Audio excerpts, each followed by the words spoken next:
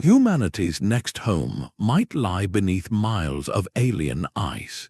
The moons Europa and Enceladus hide vast, dark oceans, making them the most compelling targets for future colonization in our entire solar system. By the end of this exploration, you will understand the staggering scale of the challenge and the breathtaking reasons we might dare to try.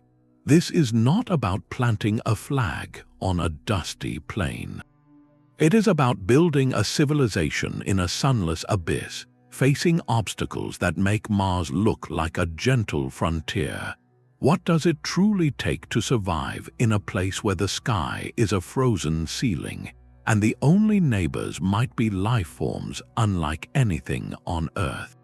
The journey to answer that question forces us to confront our deepest fears and our highest ambitions. What kind of future is waiting for us in the eternal dark? The key to this entire endeavor is a single, life-giving substance we often take for granted: water, not frozen in polar caps or trapped in ancient minerals, but liquid, vast, and global. Europa and Enceladus do not just have puddles, they possess entire alien seas, each containing more liquid water than all the oceans of Earth combined.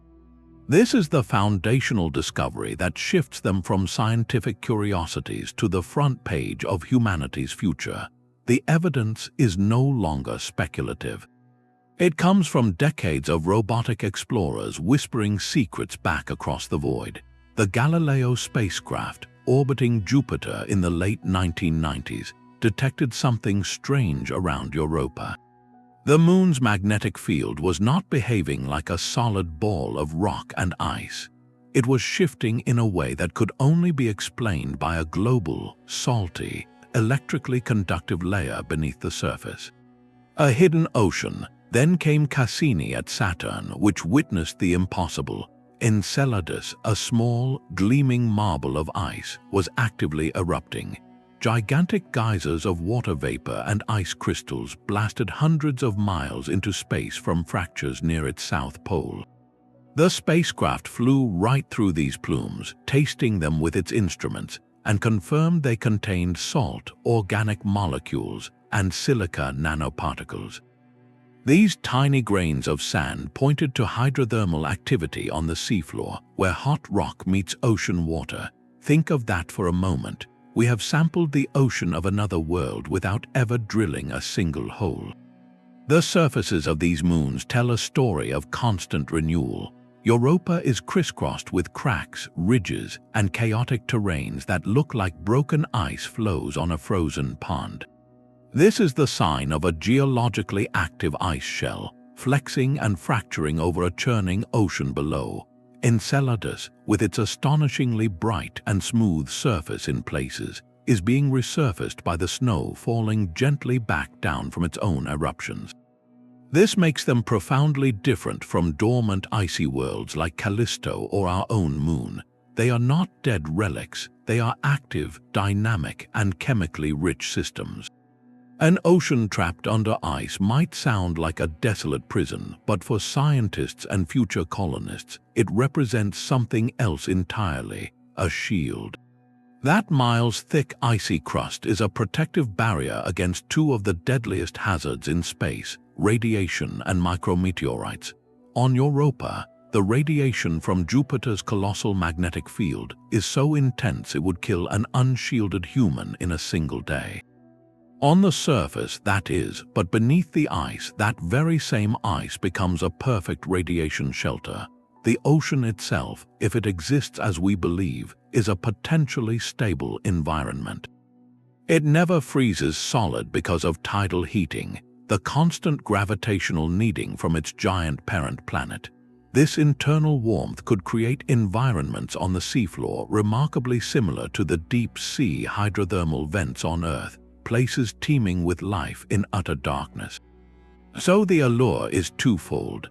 These subsurface oceans offer a possible answer to the oldest question: are we alone? While simultaneously presenting a possible solution to one of our newest ambitions: where do we go next? They are both a scientific treasure chest and a potential survival bunker, wrapped in one enigmatic, icy package. But reaching that promise means confronting a barrier of almost unimaginable scale and difficulty. Europa presents itself as a world of stark and beautiful contradiction. Its surface is a pale, cracked canvas of water ice, crisscrossed with endless reddish-brown streaks that resemble a global network of scars.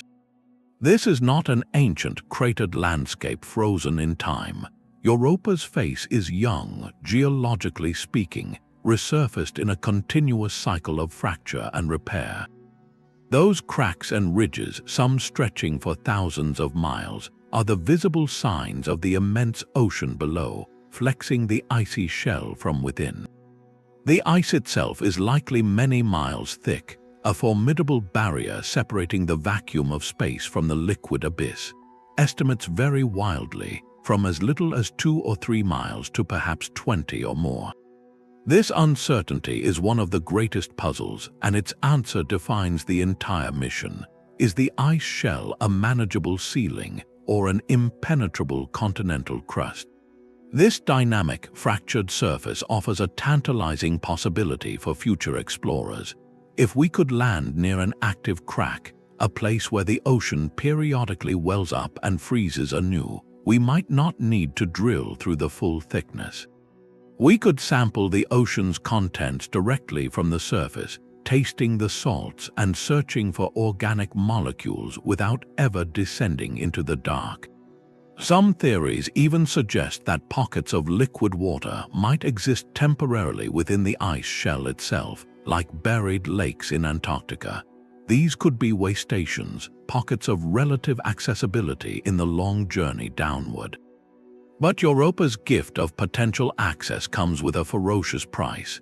The Moon orbits deep within Jupiter's immense magnetic field, a vast, invisible engine that accelerates charged particles to nearly the speed of light. The result is a radiation environment of almost incomprehensible intensity. An astronaut standing on Europa's surface without protection would receive a lethal dose in less than a single Earth day. This radiation doesn't just threaten life, it attacks machines. It can fry electronics, cloud camera lenses, and degrade materials over time. Any surface operation, whether by robots or humans, becomes a race against the clock. Hardware must be heavily shielded, often with thick layers of tantalum or water, adding immense weight and complexity to every gram launched from Earth. Missions are designed to be quick, darting in to gather data before retreating or succumbing to the electronic storm. So the very ice that protects the ocean also traps the radiation at the surface, creating a deadly ceiling. This defines the central paradox of exploring Europa. The most interesting places, the cracks and chaos terrains where the ocean might be reachable, are also the areas most exposed to Jupiter's wrath. It is a world that simultaneously invites and forbids, offering a backdoor to an alien sea while guarding it with an invisible, lethal fire. To even contemplate a presence here, we must think not in terms of surface bases, but of fleeting sorties or permanent settlements buried deep within the ice itself, using miles of frozen water as our shield. The surface is not a place to live, it is a gauntlet to be run. While Europa presents a fortress of ice, Enceladus offers a different kind of invitation. Orbiting Saturn, this small, brilliant moon is only about 300 miles across, roughly the width of the state of Arizona. Its diminutive size belies an astonishing secret. At its south pole, 4 massive fractures nicknamed the Tiger Stripes scar the surface, and from these deep wounds, Enceladus is literally giving itself away.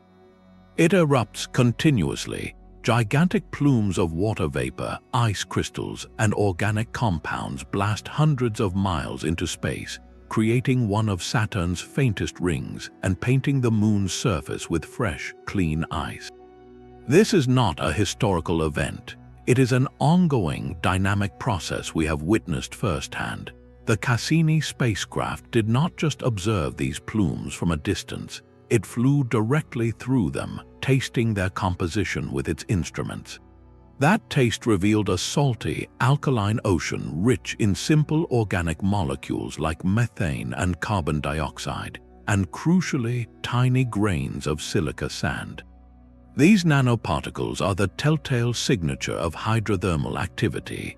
They form when hot water, at least 190 degrees Fahrenheit, interacts with rock on the ocean floor before being carried upward through the icy crust. This means Enceladus possesses all three ingredients scientists consider essential for life as we know it: liquid water, a source of chemical energy, and the right organic building blocks. The ocean is global, wrapped around a rocky core, and it is being actively churned by the same force that powers the eruptions, tidal heating. Saturn's immense gravity, along with the gravitational tug of the moon Dione, flexes and squeezes Enceladus's interior. This constant kneading generates enough internal warmth to keep the ocean liquid and drive the hydrothermal systems on the seafloor. For a future mission, or even a distant colonization effort, this cryovolcanism changes everything. The tiger stripes may be direct conduits, or at least windows, to the ocean below.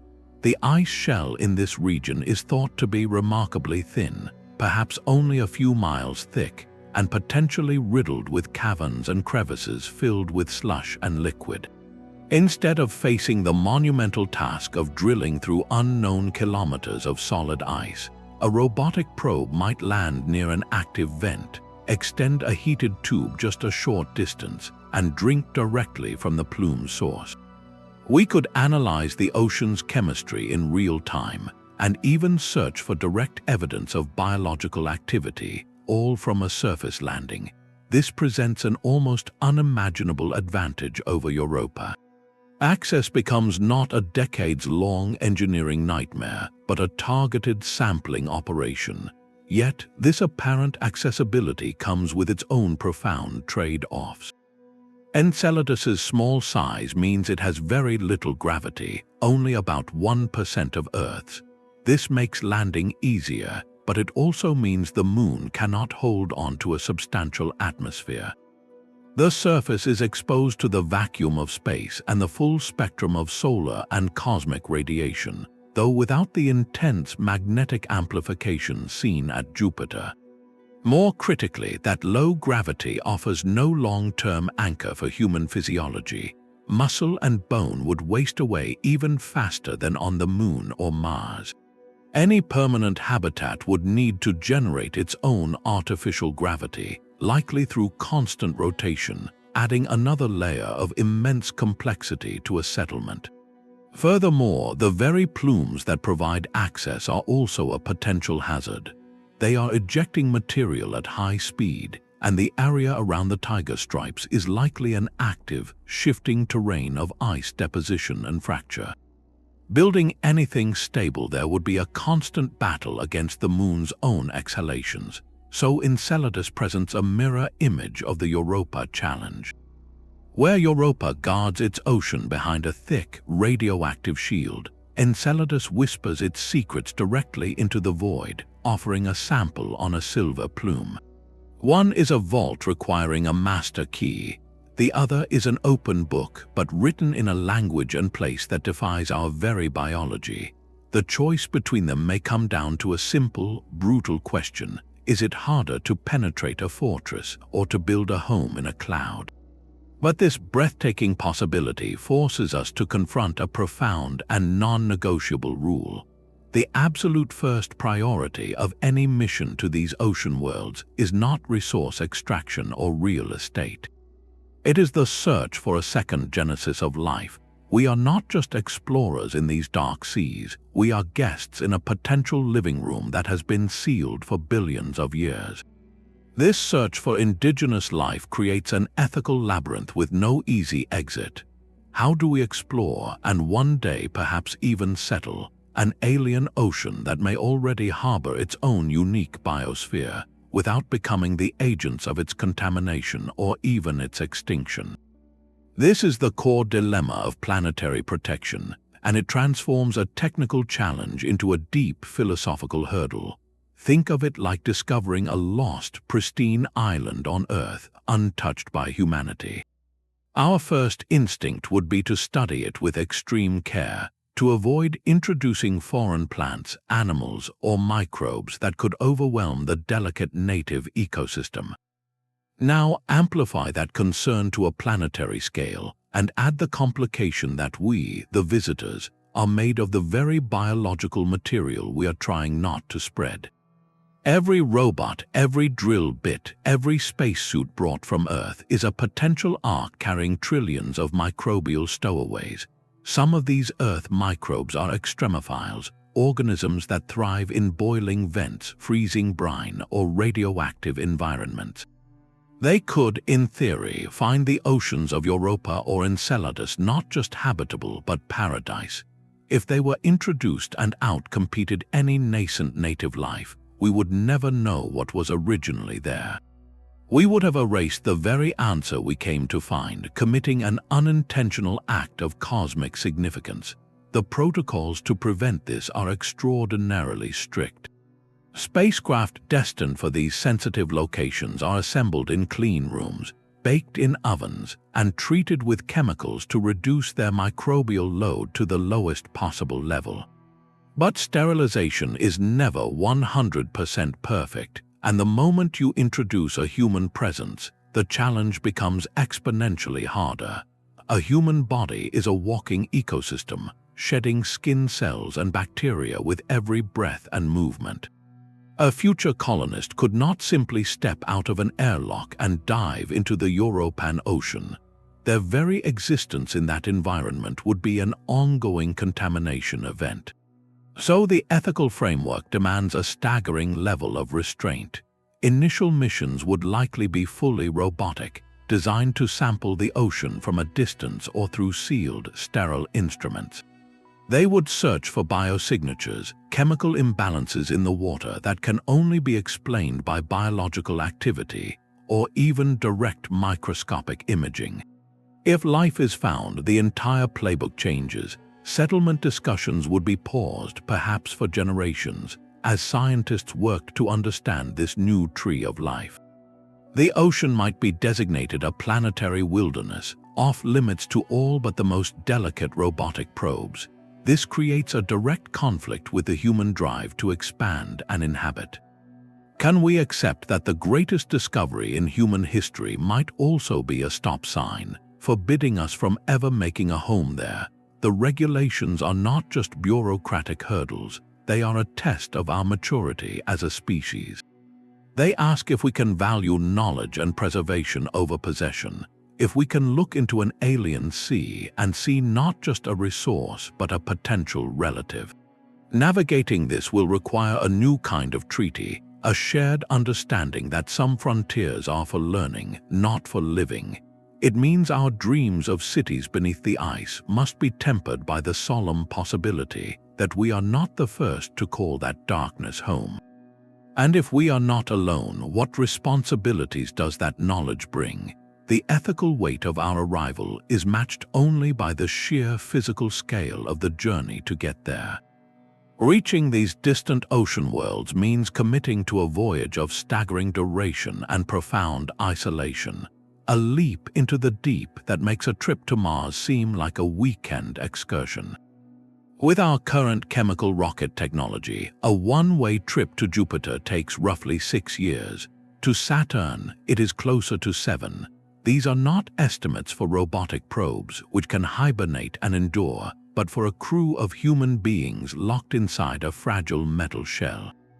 Every day of those years, they would be exposed to the relentless background radiation of deep space, cosmic rays and solar particles that slowly accumulate, increasing the lifetime risk of serious health challenges. Shielding against this requires mass, often water or specialized materials, which makes the spacecraft heavier and slower, creating a vicious cycle. The psychological dimension is just as daunting. For 6 years, Earth would shrink from a blue marble to a faint star, and communications would lag by tens of minutes, then hours. a simple question from the crew would take an entire day to receive a reply. In a medical emergency, there is no possibility of a rescue mission. The crew would be truly, utterly on their own, farther from home than any humans in history. Contrast this with Mars. At its closest approach, a radio signal takes about 3 minutes to travel each way. A crewed mission is projected to last around 2 to 3 years total. Resupply is difficult but not unthinkable, and abort scenarios, while perilous, at least exist within a conceivable time frame. The leap to the outer solar system is of a different order entirely. It is the difference between sailing across an ocean and setting off for another continent with no guarantee of return. Every gram of food, water, and spare part must be accounted for, recycled with near-perfect efficiency, or grown aboard during the flight. A single critical system failure could mean a loss of contact, a silent end to the mission with the crew years away from any possible help. This transforms the very idea of colonization from a continuous stream of settlers to a series of monumental, one-way expeditions. Each ship that departs Earth would be a self-contained ark, carrying not just people and tools, but an entire seed of civilization intended to survive and grow independently for a generation before the next ship might arrive. The journey itself becomes the first and greatest filter, testing our technology, our biology, and our collective nerve in the endless dark between stars. The journey itself is merely the prelude to the true trial. Arriving at Europa or Enceladus means facing a barrier of almost mythical proportions, the ice shell itself. This is not a frozen lake you can simply chip through. It is a planetary crust, a dynamic, shifting geology of unknown depth and unimaginable pressure. To reach the ocean, you must first invent a way to pierce a world. Think of the challenge in human terms. The thickest ice we have ever drilled through on Earth is in Antarctica, where projects like the Epica core took years to penetrate just over 2 miles. The ice on Europa could be 10 times that thickness, a ceiling spanning 5, 10, or even 20 miles of solid, alien material, and it is not uniform. It is likely a layered, chaotic structure with pockets of slush, layers of different ice crystal forms, and inclusions of salts and minerals that could behave unpredictably. A conventional mechanical drill with a spinning bit would be hopeless. The friction alone would fuse the drill to the ice, or the immense pressure would cause the borehole to collapse and seal shut behind it, trapping the probe forever. The proposed solution sounds like science fiction, but it is our only viable path, the autonomous melt probe. Imagine a sleek, torpedo-like device, powered by a small nuclear heat source or radioisotope generators. It does not drill, it melts. As it descends, it gently heats the ice ahead of it into water, which flows around its sides and refreezes behind it, sealing the probe into a self-made tunnel of ice. This is a one-way trip. There is no returning to the surface the way it came. The probe must carry everything it needs for the entire descent and its scientific mission in the ocean below, becoming a permanent resident of the abyss it was sent to explore.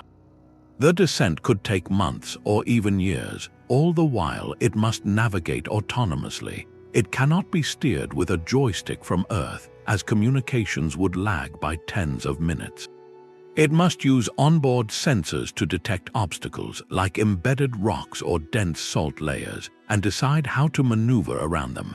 It is a robotic pioneer, making life or death decisions in total darkness, with the weight of a world pressing in from all sides. And throughout this entire epic journey, it must maintain a fragile thread of connection to the surface. The ice that refreezes behind it is not perfectly clear. It is filled with bubbles, crystals, and impurities that scatter and block radio signals.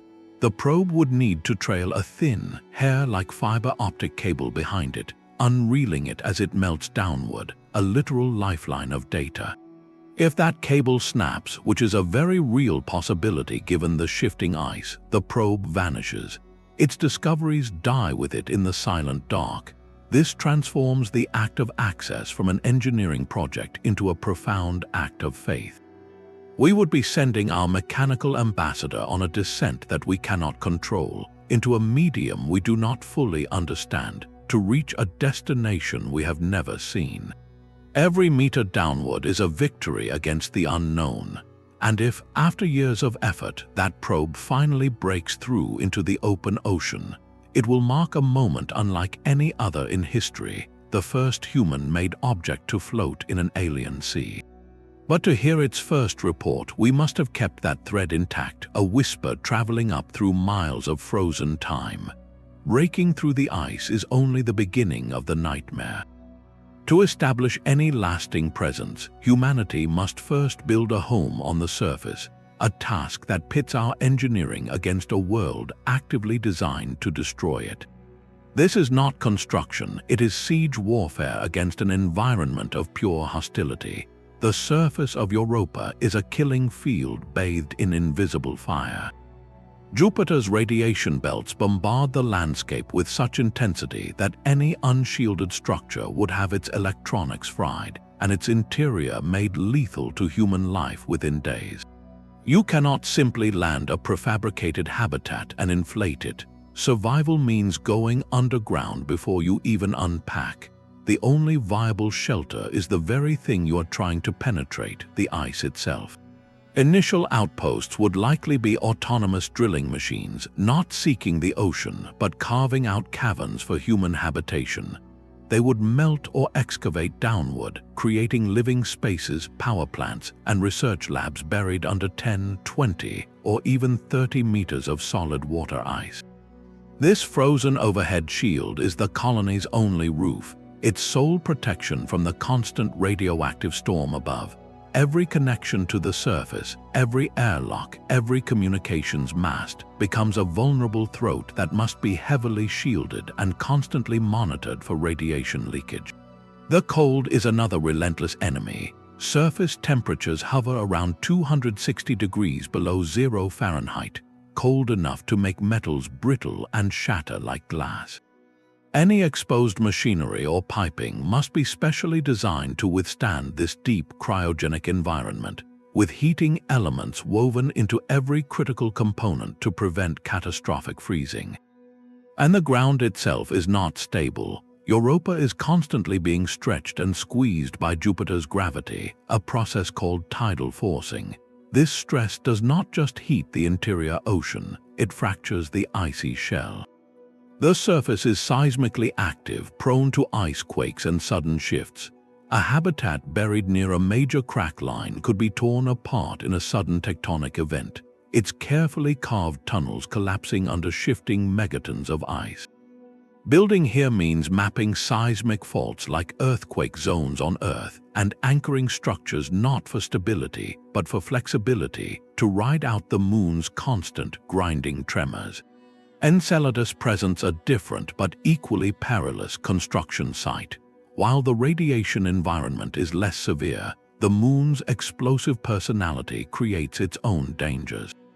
Building near the scientifically priceless tiger stripes means building in the fallout zone of constant cryovolcanic eruptions.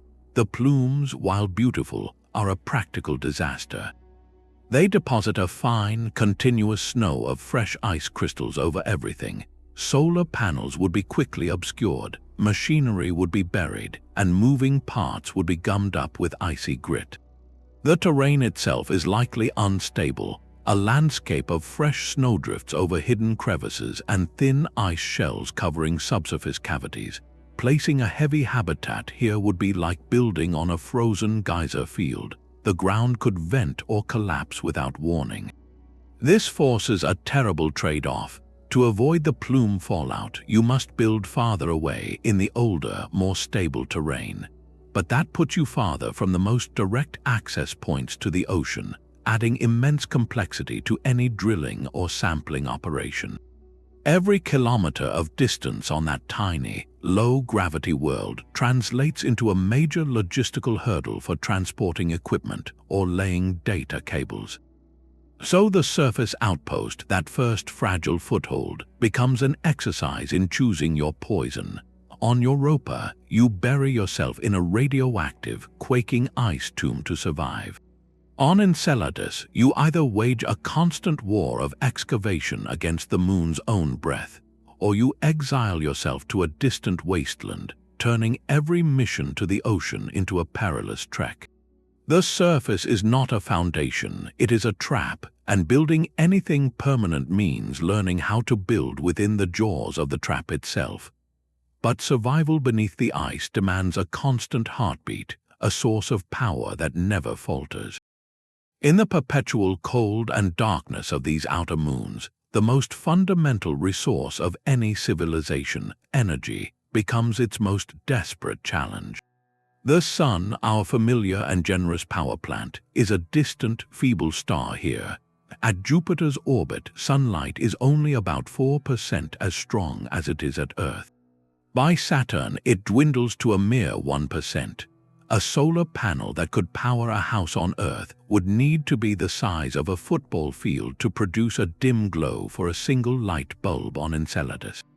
And that is before accounting for the icy snow that would constantly coat and obscure it. Solar power, the darling of inner solar system exploration, is simply not an option. This leaves one and only one realistic path forward: nuclear power. The energy must come from within, from the controlled splitting of atoms, a technology we have mastered on Earth but must now adapt to an alien deep freeze. The most straightforward nuclear option is the radioisotope thermoelectric generator, or RTG. This is not a reactor, but a simple, rugged device that uses the natural decay of a radioactive material like plutonium-238 to generate heat, which is then converted directly into electricity. RTGs have powered missions like Voyager and Cassini for decades, precisely because they are reliable and require no moving parts. For a small, initial outpost, a cluster of these units could provide essential baseline power for life support and communications. But their output is modest, measured in hundreds of watts, not the kilowatts or megawatts needed for a growing colony, for melting ice for water, for running large-scale recycling plants, or for powering submersible vehicles to explore the ocean. To truly build a future here, you need a fission reactor, a miniature star in a box. This is where the engineering challenges become extreme. A reactor works by sustaining a controlled chain reaction, and everything about the cryogenic environment works against it. The components, the moderators that slow neutrons, the coolants that carry away heat, all behave differently at temperatures hundreds of degrees below zero. Metals become brittle, seals contract and risk leaks, and liquids we use as coolants on Earth would freeze solid. The reactor would need to be kept hot, essentially in a self-made cocoon of warmth, while the world around it tries desperately to suck that heat away. It is a constant, energy-intensive battle against entropy itself. Furthermore, the intense radiation environment, especially on Europa, bombards the reactor's own systems with particles that can damage sensitive control electronics and degrade materials over time. The reactor would need to be shielded not only to protect the colonists from its core, but to protect itself from the moon's environment. Maintenance becomes a terrifying prospect. You cannot simply send a technician in a suit to fix a coolant pump. Any repair would need to be done by heavily shielded robots, or by designing a system so reliable it could operate without human intervention for years, perhaps decades. Beyond the physics lies a formidable political barrier, launching the fuel. Every gram of fissionable material, like highly enriched uranium, that we propose to put on a rocket is subject to intense international scrutiny and regulation. The protocols are stringent, born from legitimate concerns over safety, security, and proliferation. A launch failure, however unlikely, could scatter radioactive material into Earth's atmosphere. Gaining the consensus to approve such a payload and the public trust to launch it is a diplomatic odyssey as complex as the engineering one. It requires demonstrating containment systems that could survive a catastrophic explosion, and proving that the benefits of exploring these distant oceans outweigh the perceived risks at home. So the colony's lifeline, its power, rests on a triple foundation of advanced nuclear engineering, autonomous robotic maintenance, and global political will. It is a sobering equation. The warmth needed to sustain human life in an icy tomb depends on harnessing the heart of a star and convincing everyone on Earth to let us take a piece of it with us. The ocean that awaits beneath the ice is not a serene, Earth-like sea. It is a realm of crushing force and alien chemistry, where the very definition of water is rewritten by pressure and planetary history. The moment a probe breaks through into that darkness, it enters an environment governed by laws we can only estimate from afar. The pressure at the ocean floor is the first and most brutal gatekeeper. On Earth, the deepest point in the Mariana Trench is about 7 miles down, where the pressure is over 1,000 times our atmosphere. The ocean on Europa could be 60 miles deep or more. Even if the water column is shorter, the sheer weight of the overlying ice shell adds to the burden. The pressure at the seafloor could easily be hundreds of times greater than the deepest earthly trenches. This is not merely a number, it is an existential force. It would compress a standard submarine into a tiny, mangled sphere. Any submersible we send must be built like a diving bell, with a thick, spherical pressure hull made of titanium or advanced ceramics, with no seams or windows that could become catastrophic failure points. Every sensor, every manipulator arm, must be designed to operate under a perpetual, silent squeeze that wants nothing more than to infiltrate and implode. But the water itself holds deeper mysteries. We do not know if it is a pleasant, slightly salty brine or a corrosive, toxic soup. The reddish-brown streaks on Europa's surface are likely salts, but not necessarily table salt. They could be sulfates or chlorides, and the constant radiation bombardment might be creating powerful oxidants like hydrogen peroxide in the surface ice, which could eventually mix downward. An ocean rich in oxidants would be chemically hostile to most Earth life and aggressively corrosive to metals. Conversely, data from the plumes of Enceladus suggest its ocean is alkaline, like a concentrated soapy solution, with significant amounts of dissolved carbonates and possibly even ammonia. Ammonia, while toxic to us, acts as a potent antifreeze, helping to keep the ocean liquid in the deeper cold. For a machine, however, it can attack seals and degrade certain plastics and composites. This unknown chemistry dictates every single material choice. The hull might withstand the pressure, but will the adhesive holding a sensor in place dissolve over weeks in a caustic bath? Will electrical connectors short out in conductive, mineral-rich water? The submersible must be built not just for strength, but for chemical inertness, likely using exotic and expensive alloys. And then there is the question of buoyancy. On Earth, we fill submersibles with light oils or syntactic foam to make them neutrally buoyant in seawater. But the density of these alien oceans is a complete guess. If the water is far saltier and denser than Earth's oceans, a vehicle designed for our seas would sink like a stone.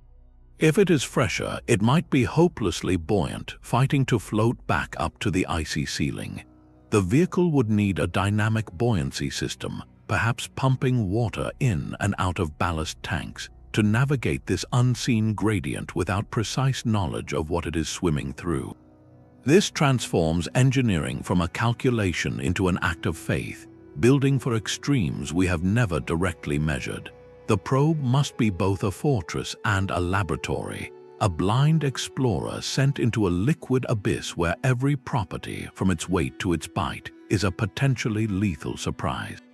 Our first emissary to this world will not just be exploring an ocean, it will be defining the very physics of the place with every meter it descends, in an environment where a single miscalculation means vanishing without a trace.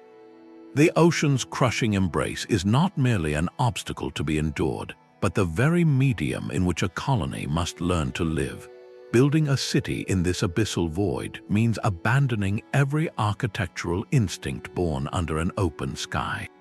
The habitat would not be a structure placed upon a foundation, but a vessel suspended within an infinite, pressurized sea. Its walls would be engineered not to hold up a roof, but to hold back an entire world. Each module, each connecting tunnel, would be a series of nested spheres or cylinders, shapes that evenly distribute the immense, omnidirectional force trying to crush them flat. There would be no windows looking out onto a Martian plain or a lunar crater. The view would be one of utter, perfect blackness, broken only by the artificial glow of the colony's own lights piercing a few dozen meters into the murky water.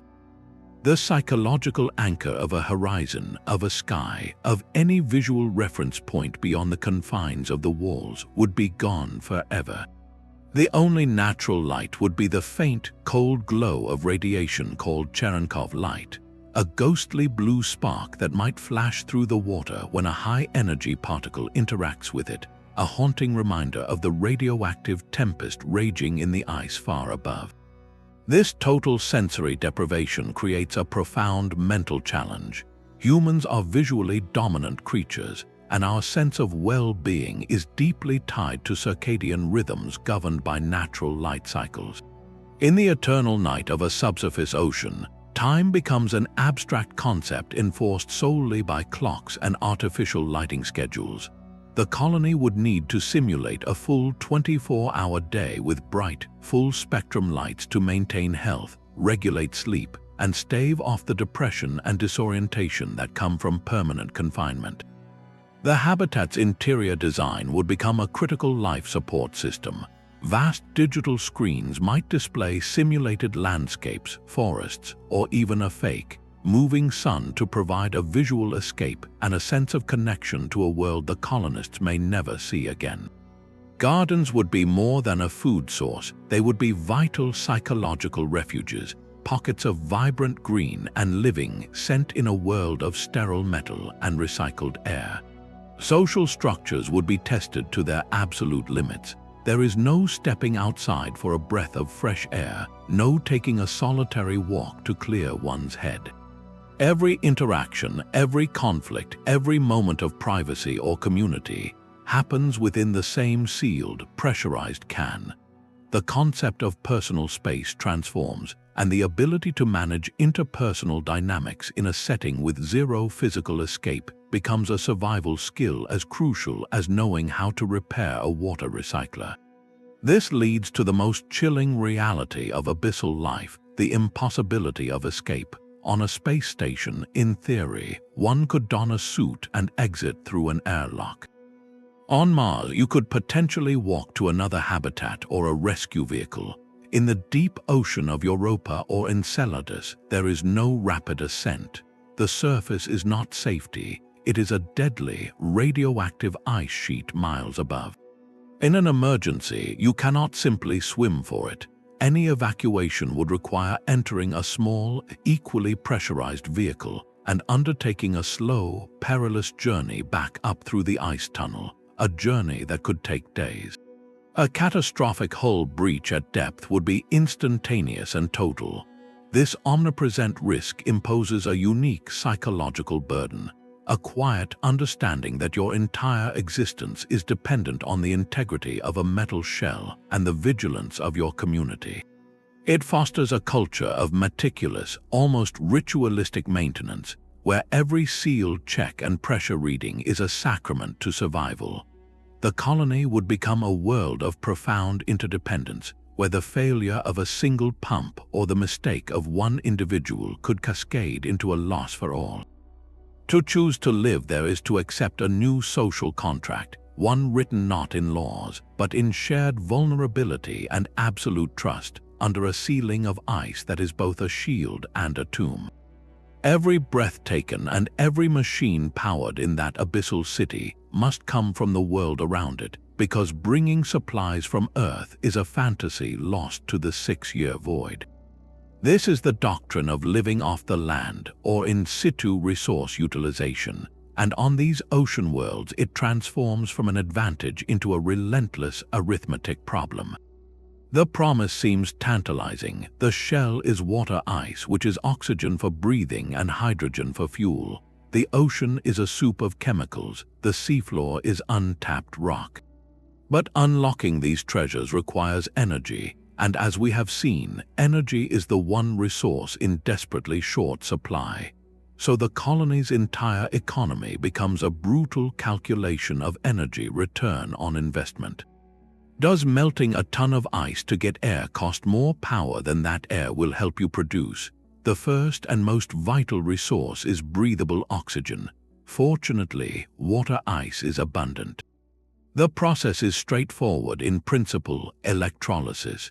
You melt the ice, purify the water, and run an electrical current through it to split it into oxygen and hydrogen gas.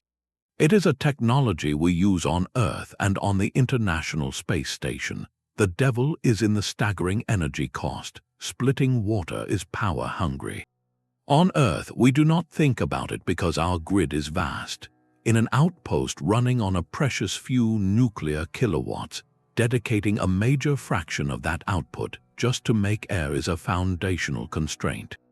It means your power reactor must be sized not just for lights and computers, but first and foremost for the continuous, non-negotiable production of the very atmosphere in your lungs.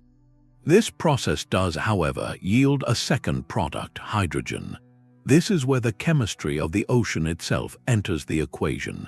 If the ocean contains dissolved carbon compounds, like the carbon dioxide or methane detected in Enceladus's plumes, you could combine the hydrogen with this carbon in a chemical reactor.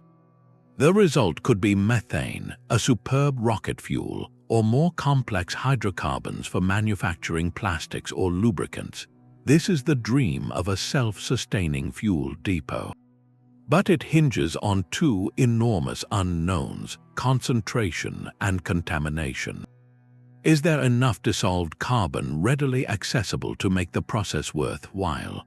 Or would you need to process cubic kilometers of ocean water to gather a few tanks of fuel? And what else is in that water? Sulfides, chlorides, or other compounds could poison the delicate catalysts required for these chemical reactions, requiring complex and energy-intensive pre-filtering of the ocean water before you even begin. The most speculative, yet potentially richest, resource lies at the very bottom, on the seafloor.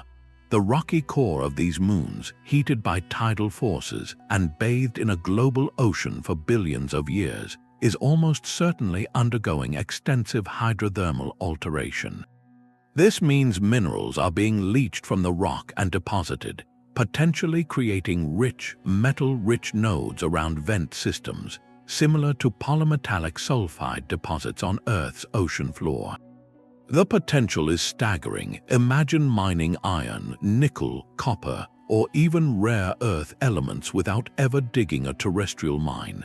But the act of mining at a depth of perhaps 60 miles, under crushing pressure and in total darkness, defies any analogy.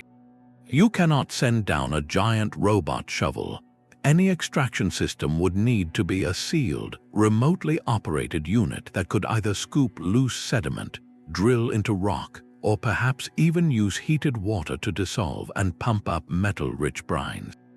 The energy required to operate such machinery at that depth, and to then lift the ore slurry miles back up to the colony, could consume the entire output of the settlement for years to yield a single payload. It may simply never be energetically feasible, turning the seafloor from a treasure trove into a museum, visible through a viewport but forever out of practical reach. So the brutal reality of in-situ resource utilization is one of diminishing returns. The most vital resource, oxygen from water, is the easiest to get, yet it anchors the colony's energy budget from day one. The next tier, fuel production, is a high-stakes chemistry experiment dependent on unknowns in the alien sea. And the final tier, mineral mining, may remain a theoretical prospect for centuries, a symbol of wealth forever locked behind a door of impossible energy cost. The colony will not live off the land so much as it will perform a delicate, continuous triage, using its limited power to secure only the bare essentials for survival, while the greater riches of its world remain tantalizingly out of reach, defining the stark line between merely surviving and truly thriving in the dark. This absolute isolation rewrites the most basic rule of human exploration, the ability to call home. The vast distance to these ocean worlds imposes a communications lag that is not just an inconvenience, but a fundamental redefinition of control. A signal traveling at the speed of light takes over 45 minutes to reach Jupiter and over 80 minutes to reach Saturn. A simple question from a colonist sent as a radio wave into the void would not receive an answer for a minimum of 1.5 hours or nearly 3 hours respectively. In a crisis that is an eternity, this delay shatters the concept of mission control as we know it. There is no Houston to troubleshoot a failing air filter. There is no team of experts on Earth to guide a complex surgical procedure or analyze a sudden seismic event. From the moment the first human sets foot, or rather, melts into the ice, the colony is utterly on its own. Every system, every procedure, every critical decision must be made locally, in real time, by the people and machines on site. This forces a level of operational autonomy unlike anything we have ever designed for. The machines tending the nuclear reactor, managing the life support algae vats, or piloting submersibles in the dark ocean cannot wait for commands. They must be equipped with artificial intelligence sophisticated enough to perceive problems, weigh options, and execute solutions without human oversight. A drill probe encountering an unexpected layer of dense salt cannot pause for 80 minutes to ask what to do. The ice around it would seize it in place. It must assess, decide, and act, perhaps choosing to melt around the obstacle or change its thermal output, all while maintaining its delicate thread of a data cable. For the human colonists, this autonomy extends to every aspect of governance and medicine.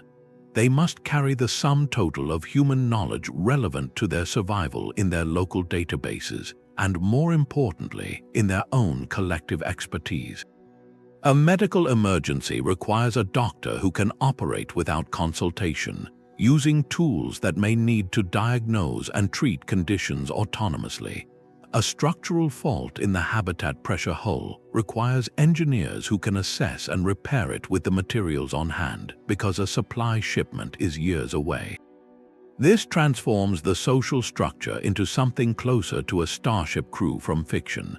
A self-contained, self-governing society where every individual's competence is a vital component of the whole. The link to Earth becomes not a lifeline but a slow, archival data stream, a one-way broadcast of discoveries and a delayed reception of cultural news from a world that is increasingly a historical abstraction. They will know the outcome of an earthly election or a major sporting event months after it happens. This profound disconnection is the final, silent wall that separates an outpost from a true colony. It marks the point where humanity, in that specific, dark location, must truly grow up, making its own fate in the endless night, listening to the echoes of home that arrive long after the moment has passed. The most sophisticated machine we could ever send to these worlds is the human body itself, and it is a machine never designed for such a place. Every biological and psychological system we possess evolved under an open sky with gravity, sunlight, and the freedom to wander. A subsurface ocean colony violates every one of those fundamental conditions, creating a cage that reshapes the mind and body from the inside out. The gravity, or lack thereof, is the first relentless sculptor. If the habitat is suspended in the ocean, it is effectively in free fall, a state of perpetual microgravity. The human body interprets this as a signal that it no longer needs its strength. Muscles begin to atrophy, shedding mass at a rate of about 1 to 2% per week. The heart, a powerful muscle, weakens and becomes less efficient. Most critically, bones, which are constantly being broken down and rebuilt in response to stress, start to lose mineral density. The body reabsorbs calcium, leaching it from the skeleton and excreting it, leading to a condition similar to accelerated osteoporosis. An astronaut on a 6-month International Space Station mission can lose up to 1% of bone mass per month, primarily in the weight-bearing legs, hips, and spine. On a multi-year mission to an ocean world, followed by a permanent life in microgravity, this loss could become catastrophic, leading to fragile bones that fracture under minimal stress and renal problems from the excess calcium circulating in the blood. Countermeasures exist, but they are grueling and imperfect. Colonists would be forced into a daily regimen of several hours of intense resistive exercise, strapped into machines that simulate weightlifting just to slow the decay. It is a daily battle against biology's deepest programming, a fight where simply stopping means losing the ability to ever return to a normal gravity environment, even if you wanted to. The psychological environment is an equally profound distortion. Sensory deprivation is total. There is no weather, no day or night, no natural sounds beyond the occasional creak of the habitat hull. The visual field is relentlessly artificial, a panorama of metal bulkheads, piping, and screens. This monotony can lead to a phenomenon called the break-off effect, a dissociative state where individuals feel utterly detached from reality, as if they are merely observing their own lives. To combat this, habitat design would need to become a form of therapy. Virtual reality, windows showing simulated Earth landscapes, immersive nature documentaries, and even projected star fields on the ceilings of common areas would be essential mental lifelines, not luxuries. The social dynamics within this sealed environment are under a microscope with no escape. In a group of perhaps 50 or 100 pioneers, every interpersonal conflict, every personality clash is magnified. There is no walking away to cool off, no private outdoor space. The same faces are seen every day, in every corridor, at every meal. Studies of Antarctic overwintering crews and simulated Mars missions show that even highly screened, trained individuals experience tension, irritability, and the formation of cliques over time.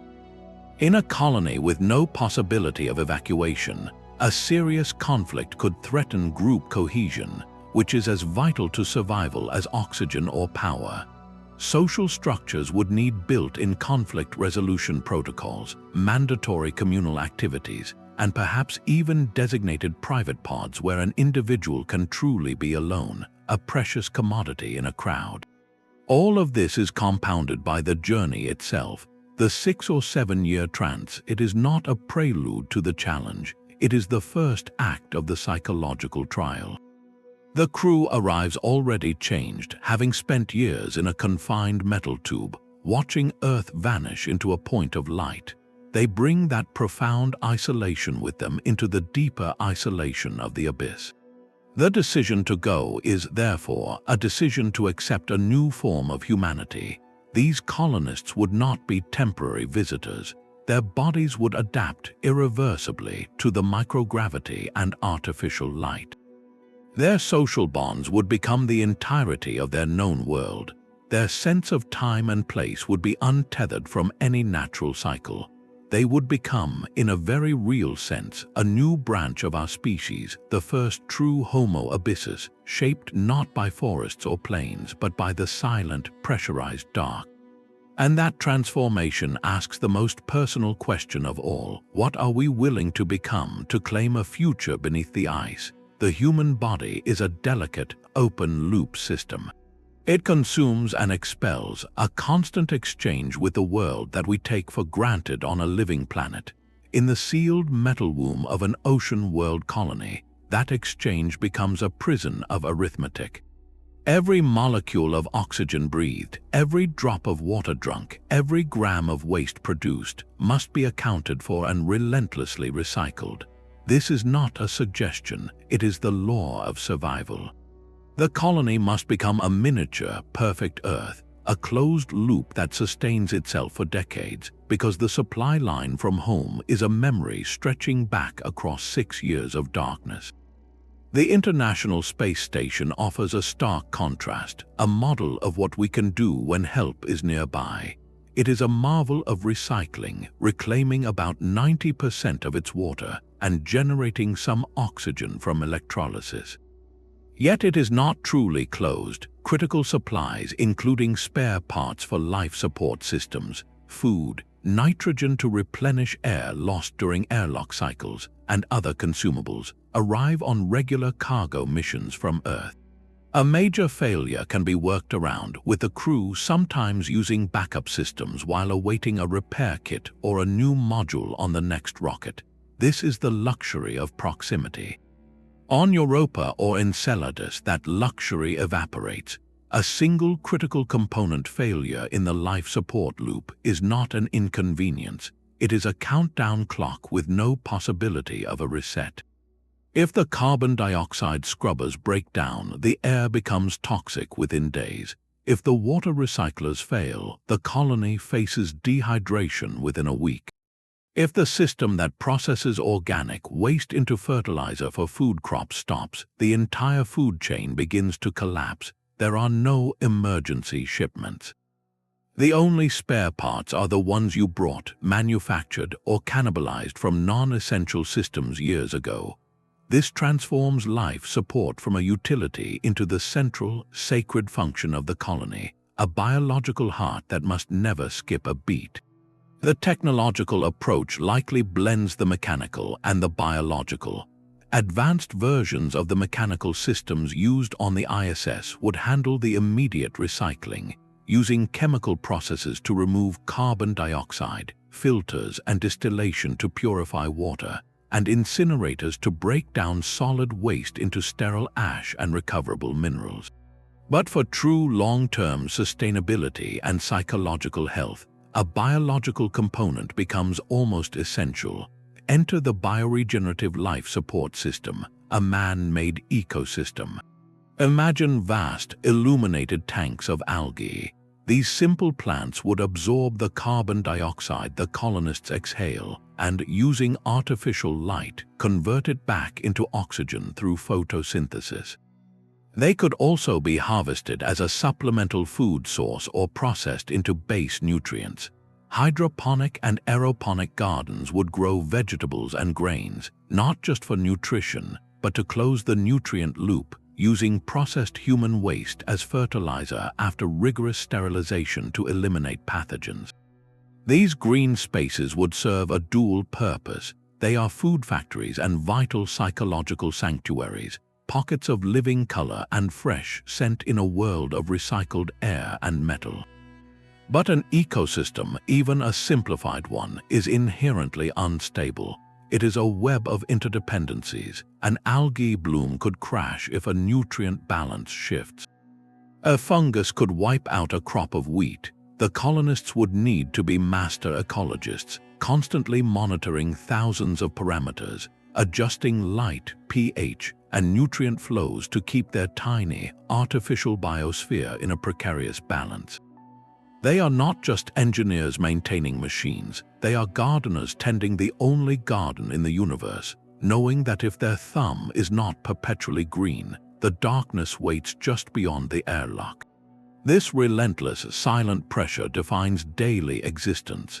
Every action is measured against its impact on the loop. A long shower consumes water that must be meticulously recovered. A forgotten scrap of food represents lost calories and a burden on the waste processors. The colony's culture would evolve an ethos of extreme conservation, where waste is not just inefficient, it is a moral failing, a direct threat to the community's future. To live there is to accept that your survival is woven into the flawless operation of a system you can never truly leave. A perpetual dance with equilibrium where a single misstep echoes forever in the silent dark. Before a single human can contemplate that descent, the silent void must be mapped by our mechanical scouts. The path to an ocean world is paved with data, gathered one painstaking bite at a time by robotic pioneers designed to answer the questions we dare not guess. The first of these new explorers is already taking shape. The Europa Clipper, set to launch in the coming years, represents a fundamental shift in strategy. Instead of entering orbit around Europa itself, where Jupiter's radiation would quickly destroy its electronics, Clipper will loop around the gas giant in a long, elliptical path, swooping in for close flybys of the Moon over 40 times. This dance allows it to study Europa in detail while spending most of its time in safer regions, extending its mission from months to years. Its suite of instruments is a detective's toolkit for a hidden ocean. Ice-penetrating radar will peer beneath the surface, mapping the structure of the icy shell and hunting for those elusive pockets of subsurface water. A thermal imager will scan for recent eruptions of warmer material, pinpointing the most active, thinnest parts of the ice. A magnetometer will measure the depth and salinity of the ocean by analyzing its magnetic signature. Most intriguingly, its mass spectrometer will fly through and analyze the tenuous particles in Europa's faint atmosphere, potentially tasting molecules ejected from the ocean below. Clipper's sole purpose is reconnaissance. It will not land, it will not melt. Its mission is to transform our broad assumptions into detailed maps, telling us where the ice is thinnest, where the ocean is most accessible, and where the chemical signatures of life might be most concentrated. It is the essential cartographer for the age of ocean worlds, but a map is not enough. To touch the surface, to feel the ice, we need a lander. Concepts for a Europa lander mission have been studied for decades, a vision of a nuclear-powered, heavily shielded platform that could survive on the radioactive surface for perhaps a month. Its goal would be profound: to search for direct evidence of biosignatures in the surface ice. It would use a robotic arm to scoop or drill into the ice, collecting samples from a few centimeters down, where radiation has not yet destroyed all complex organics. These samples would be fed into a miniature onboard laboratory, a suite of instruments no larger than a microwave, designed to look for the molecular building blocks of life, their handedness, and their complexity. The lander's findings would be the tipping point. If it finds nothing, the ocean may still be habitable but sterile, a place we could consider for settlement with fewer ethical constraints. If it finds compelling, if not conclusive, evidence of biology, every subsequent mission plan would be rewritten under the strictest planetary protection protocols. Yet, even the lander only scratches the surface, literally. To truly reach the ocean, we must deploy the melt probe, the Cryobot. This is the most daring robotic concept of all, a self-contained laboratory on a one-way journey into the abyss. Current designs envision a sleek, cylindrical probe perhaps 2 meters long, powered by a small nuclear heat source at its tip. It would be deployed from a lander directly onto the ice, perhaps at the edge of a fracture zone. Once activated, it would begin its slow melt descent, unreeling a hair-thin fiber optic cable as its only tether to the surface lander and through it to Earth. Its journey could take a year or more. Along the way, its side-mounted sensors would analyze the ice layers, reading the Moon's geological history like the rings of a tree. When it finally breaches into the ocean cavity, it would detach from its now frozen-in tunnel and become a free-floating underwater observatory. Its mission would be a whirlwind of discovery, using cameras, chemical sensors, and possibly even a microscope to search directly for microbial life in the water column. It might have a limited ability to maneuver, to seek out nutrient-rich currents or hydrothermal plumes.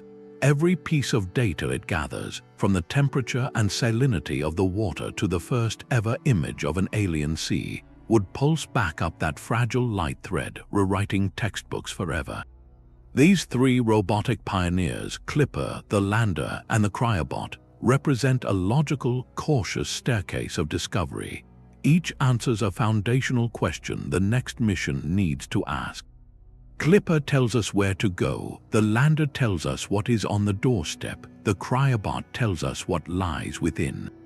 They are the necessary, patient scouts, proving the viability of the path and assessing the profound stakes, so that one day, if humanity chooses to take that step, we do so not as blind intruders, but as informed guests carrying the first whispers of the ocean's own story back into the light.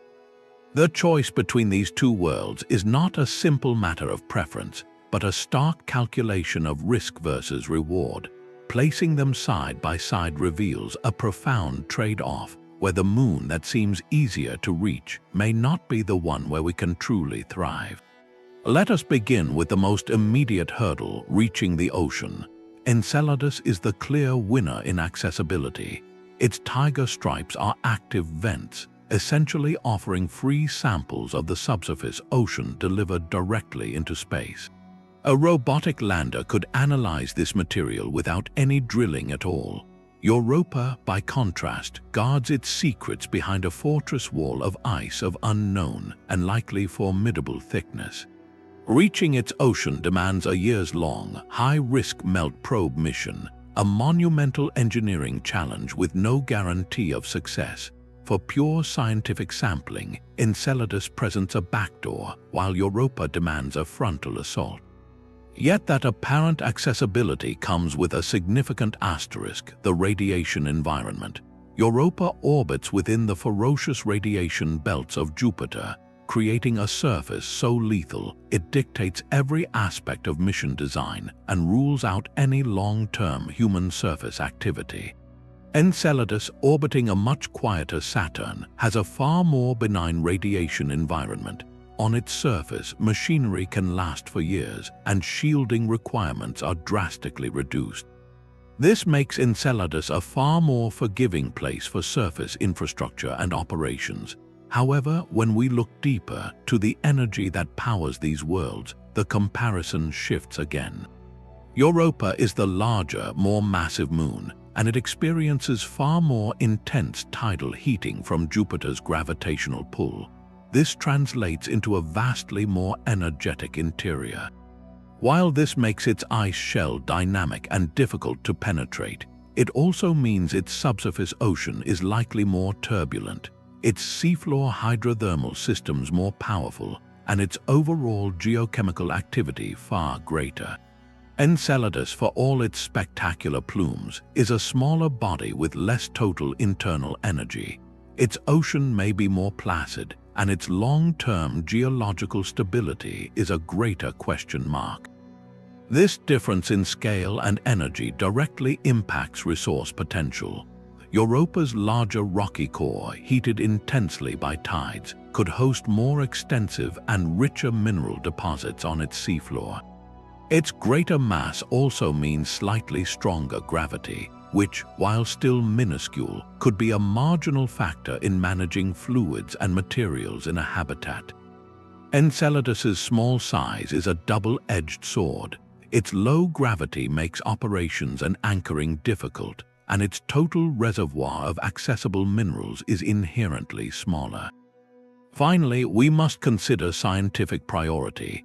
Both moons are paramount in the search for life, but they ask different questions. Enceladus offers a clear, direct test. We can sample its ocean chemistry easily and quickly search for biosignatures.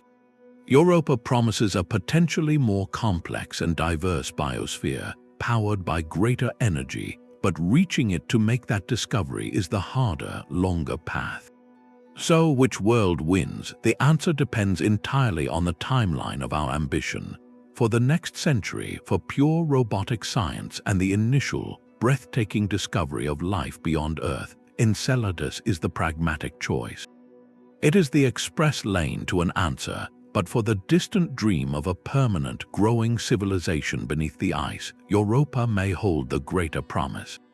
Its challenges are titanic, its surface a hellscape, but its larger scale, greater internal energy, and potentially richer seafloor resources suggest a world with more capacity to support a long-term human presence. Enceladus is the sampler's paradise, a place where we can quickly learn if we are not alone. Europa is the builder's challenge, a harsh but potentially more generous foundation for a future that endures in the dark. One offers a question we might answer in our lifetimes. The other offers a home we might build for the lifetimes to come. Perhaps the true foothold is not on the ice at all, but suspended above it. Confronted by the lethal surface and the crushing depths, one elegant solution emerges: the orbital gateway. Instead of diving directly into the abyss, humanity could first establish a permanent habitat in orbit around Europa or Enceladus, or even around their parent planets. This station would serve as a command center, a safe house, and a bridge between Earth and the alien ocean below. It transforms the problem from one of brute force survival to one of remote mastery. From the safety of a rotating habitat, shielded from planetary radiation by its own design, crews could operate with relative normalcy. They would experience artificial gravity, maintain a connection to Earth with only a manageable communications delay, and live in an environment built with technologies we are already developing for stations around the Moon and Mars. The station becomes a beachhead in the sky, a place to stage, repair, and direct the real pioneers, the robots. The primary work of exploration would be done through telepresence. Imagine a colonist in the orbital station slipping on a haptic feedback suit and a virtual reality headset.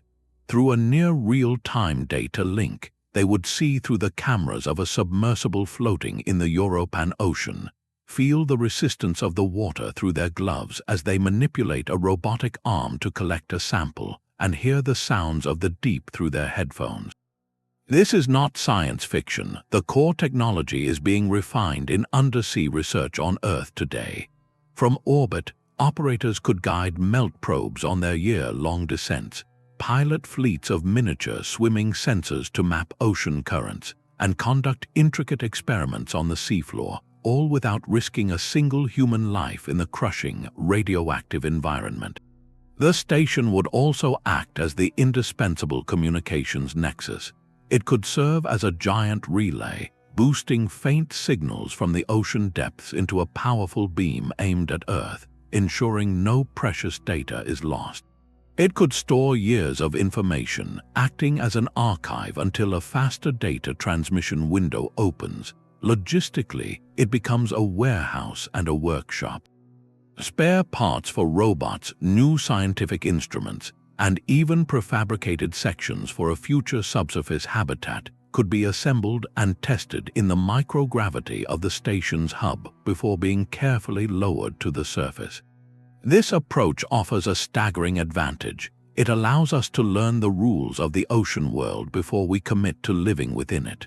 We could confirm the ocean's chemistry, map the seafloor geology, and definitively answer the question of indigenous life, all from a position of relative safety and reversibility.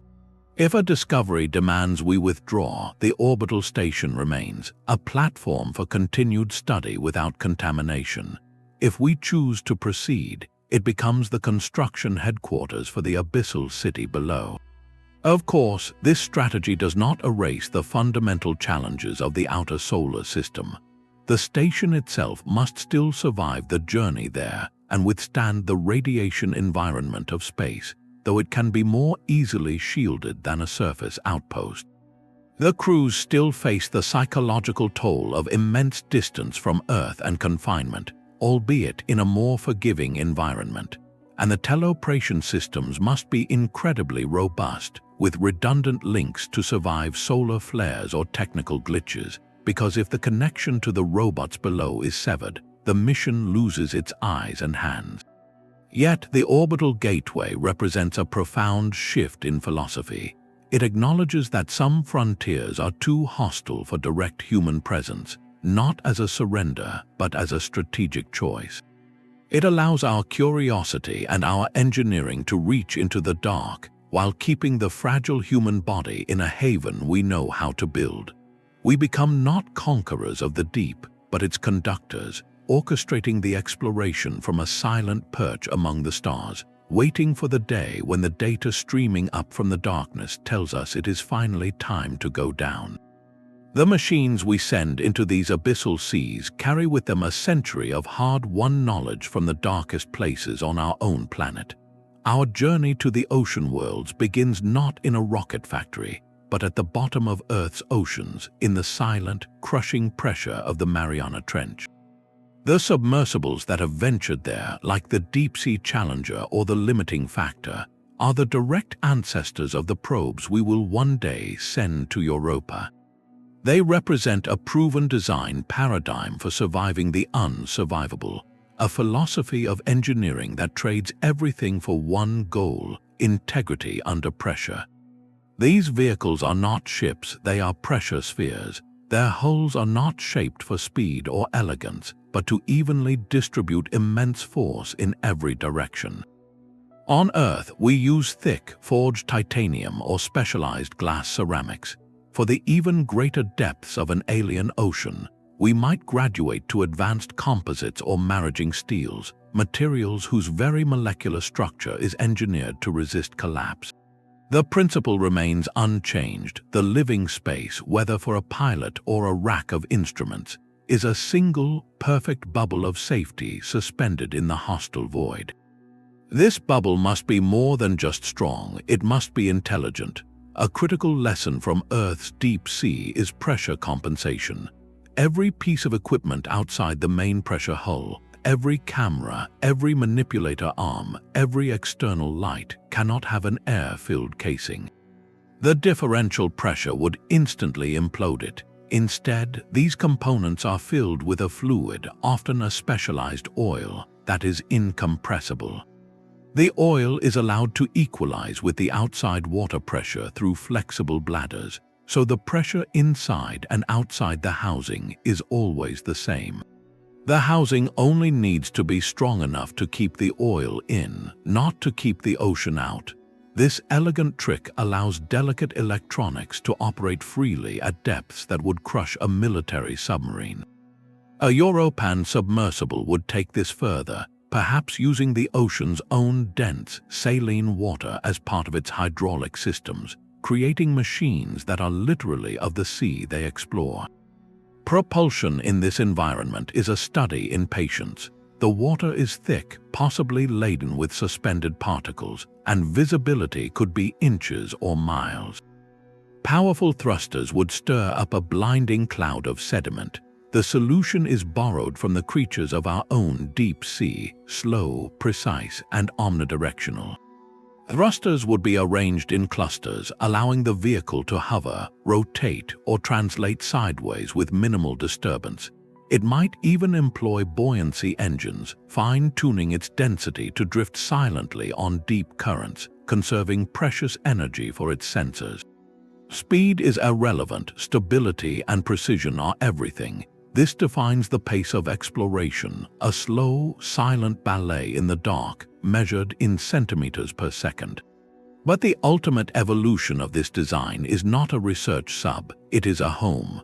The same spherical or cylindrical pressure hull that protects instruments for a day must be reimagined to protect human lives for decades.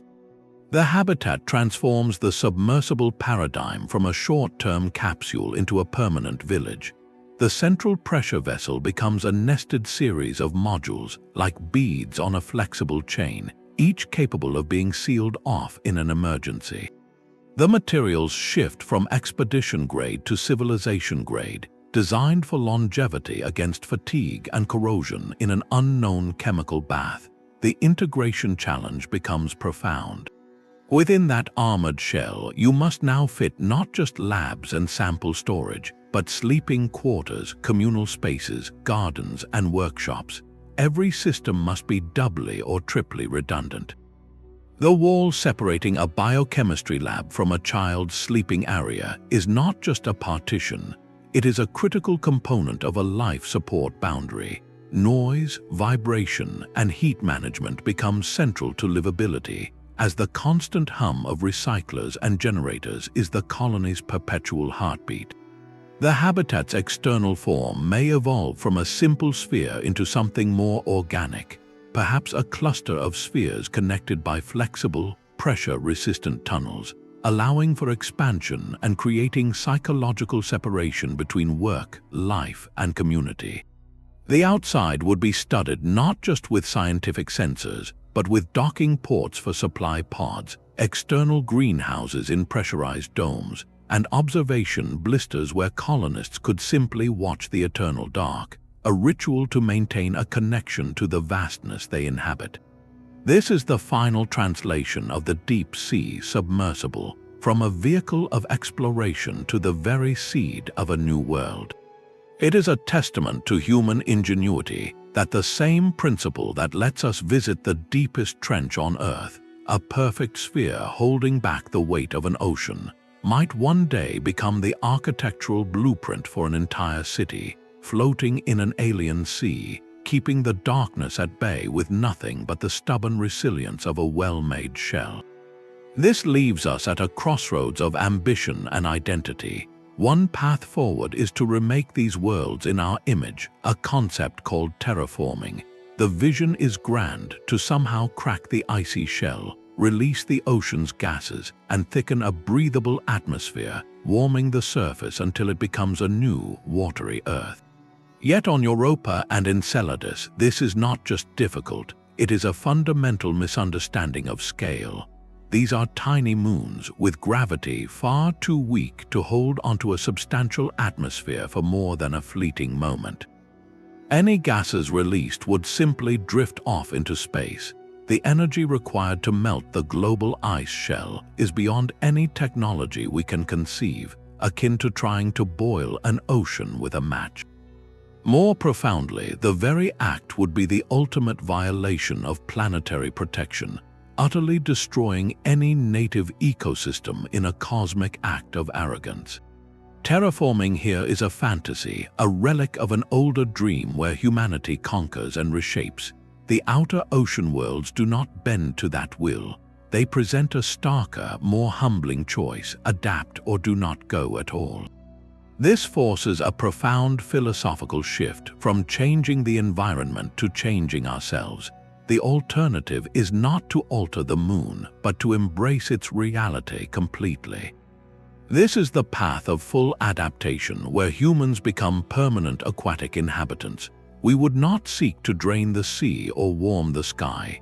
Instead, we would perfect the artificial environment, the sealed habitat, and accept it as our permanent home.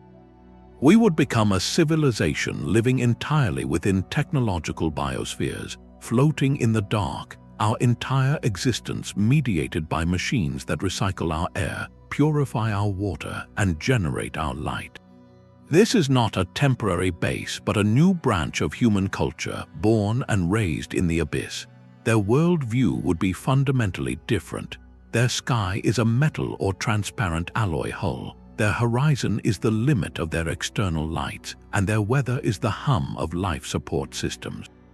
They would adapt biologically too, through technology, relying on constant exercise and medical care to counteract microgravity, their bodies becoming specialized for a life without sun or seasons.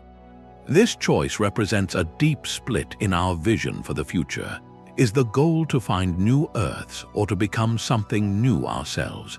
Terraforming speaks to a desire to replicate the familiar, to find a meadow under an open sky, even if we must build it from scratch on a hostile rock. Full adaptation accepts the alien on its own terms. It says we will not make Europa into Earth, we will let Europa make us into something else, a species as comfortable in a pressurized city under ice as we once were in a valley under stars. This is the quiet, monumental decision at the heart of the endeavor.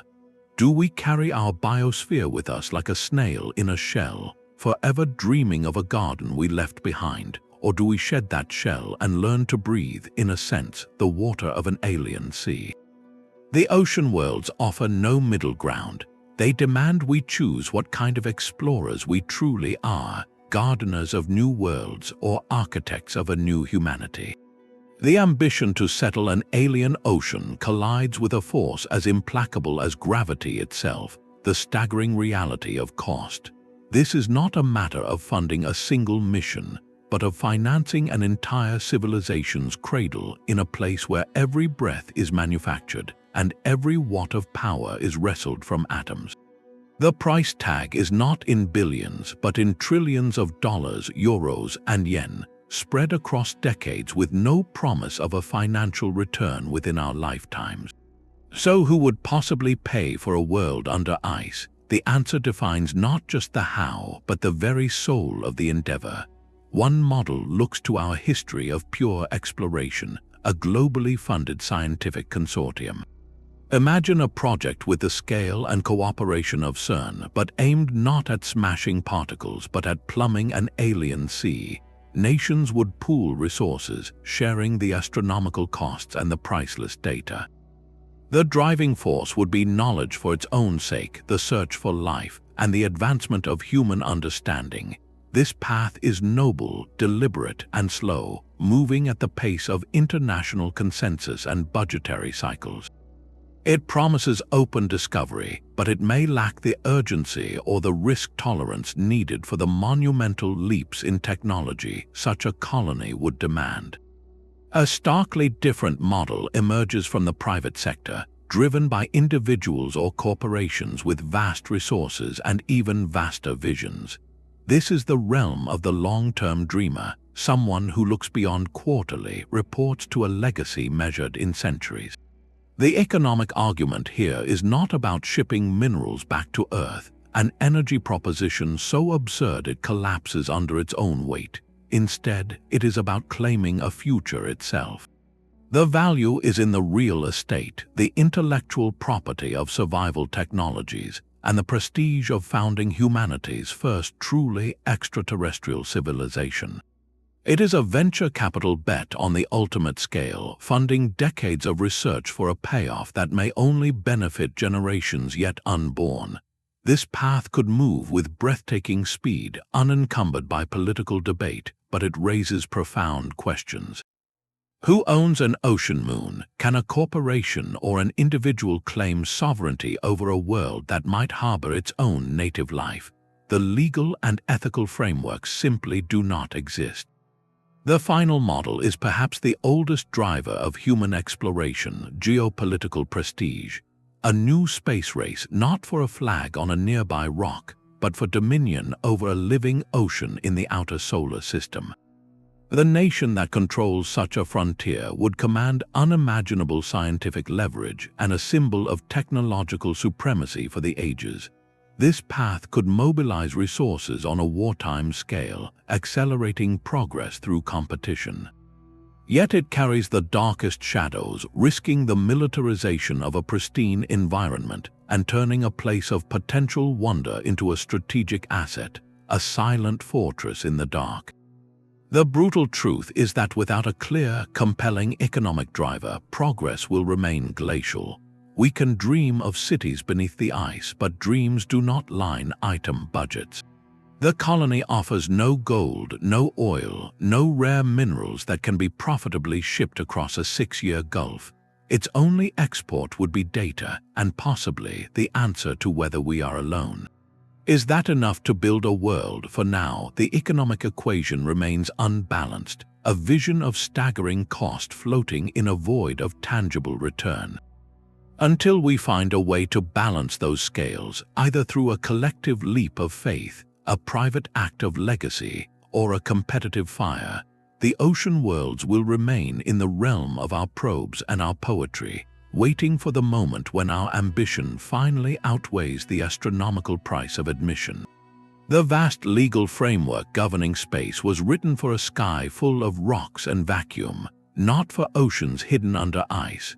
The cornerstone is the Outer Space Treaty of 1967, a remarkable document born from the Cold War that declares space the province of all humankind.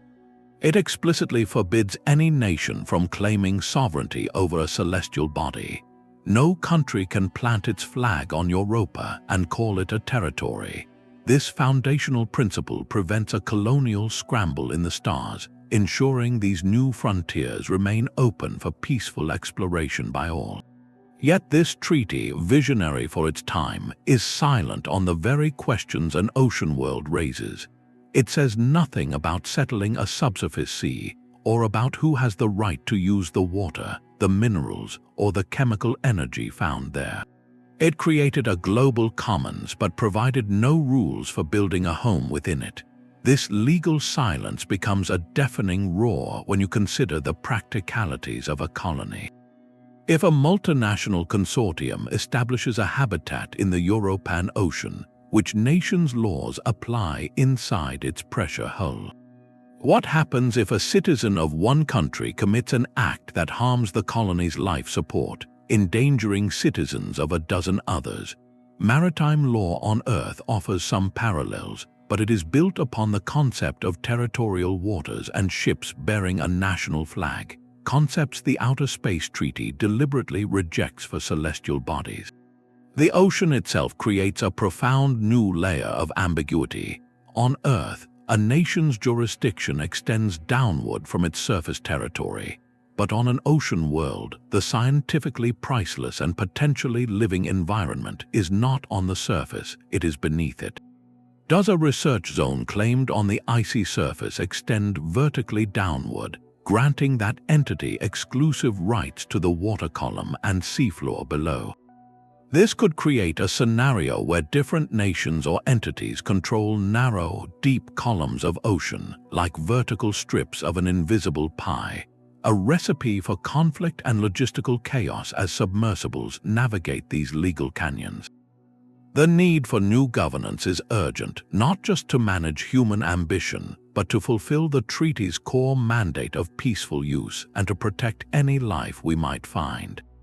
One proposed model is an international authority, similar in spirit to the system governing the deep seabed on Earth under the United Nations Convention on the Law of the Sea.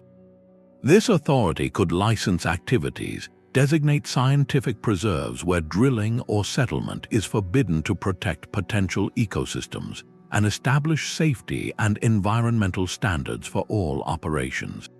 It would act as a steward, not an owner, ensuring the ocean is used for the benefit of humanity as a whole, and that the pristine darkness is not shattered by competing claims or reckless exploitation.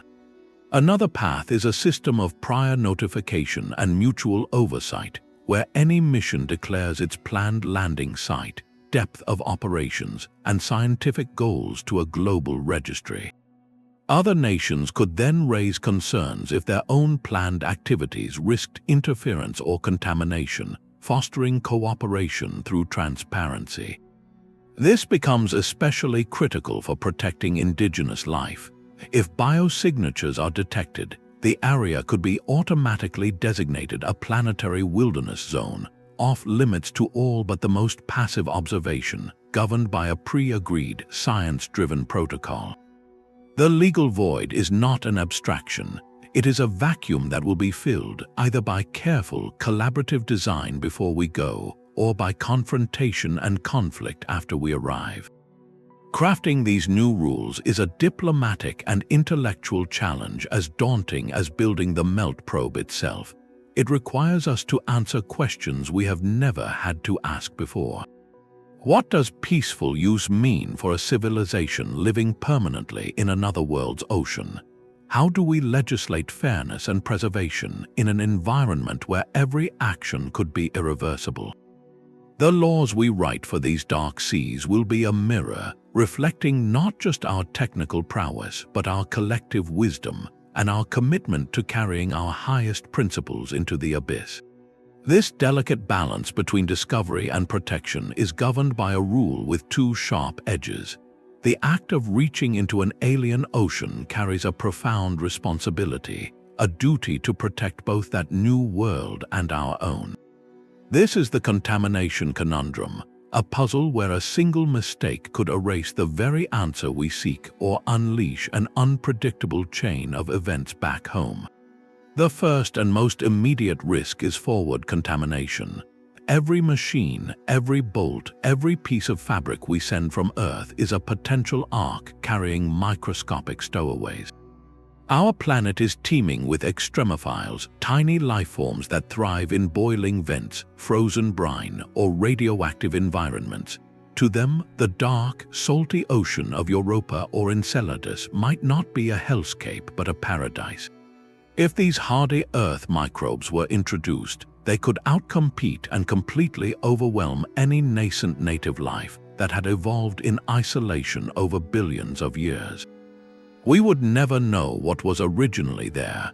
Our carelessness would have erased a second, independent tree of life before we even had a chance to see its first leaf. This is why robotic missions destined for these sensitive locations undergo a rigorous purification ritual. They are assembled in pristine clean rooms, their components baked at high temperatures and treated with harsh chemicals to reduce the microbial load to the lowest possible level. But sterilization is never 100% perfect. The moment you introduce a human presence, the challenge becomes exponentially harder. A human body is a walking ecosystem, shedding bacteria and skin cells with every movement and breath. A colonist could not simply step out of an airlock and into the ocean. Their mere existence in that environment would be an ongoing biological event. So the protocols demand a staggering level of restraint, treating the entire ocean as a sterile field in a cosmic operating room, where our tools must be scrubbed clean of any trace of home. Yet the risk flows in the opposite direction as well. This is back contamination, a concept that sounds like science fiction but is taken with absolute seriousness by planetary scientists. What if, in our search, we find not just fossils or chemicals, but a living organism? And what if, when we bring a sample of that ocean water or seafloor sediment back to Earth for deeper study, it carries something with unforeseen consequences? The risk is not of alien monsters, but of subtle, biological disruption. An extraterrestrial microbe, having never encountered Earth's biochemistry, might produce a compound that acts as a powerful toxin or an unstoppable catalyst in our environment. Alternatively, it could simply find a niche where nothing on Earth competes with it, potentially disrupting a delicate ecosystem. The history of our own planet is filled with examples of introduced species causing havoc in new environments. Now amplify that concern to a biological system that has had no contact with Earth for its entire existence. The protocols for handling returned samples are designed as a series of ever more secure barriers. The initial containment would likely happen in an orbiting laboratory, not on Earth's surface. Any sample return capsule would be sealed within multiple layers, designed to survive re-entry intact even in a worst-case scenario. The samples would then be transferred to a maximum security biosafety facility, a laboratory with multiple airlocks, negative air pressure, and robotic handlers, where they could be studied in complete isolation. The goal is not fear, but prudent caution. It is the understanding that we are opening a door that has been closed for billions of years, and we must be absolutely certain of what lies on the other side before we invite it in. This two-way street of risk creates a profound ethical tension. It asks us to be both bold explorers and meticulous guardians. We must sterilize our machines to protect their world, and we must quarantine their secrets to protect our own. It is a testament to a new kind of maturity, where our ambition to know is carefully weighed against our responsibility to preserve.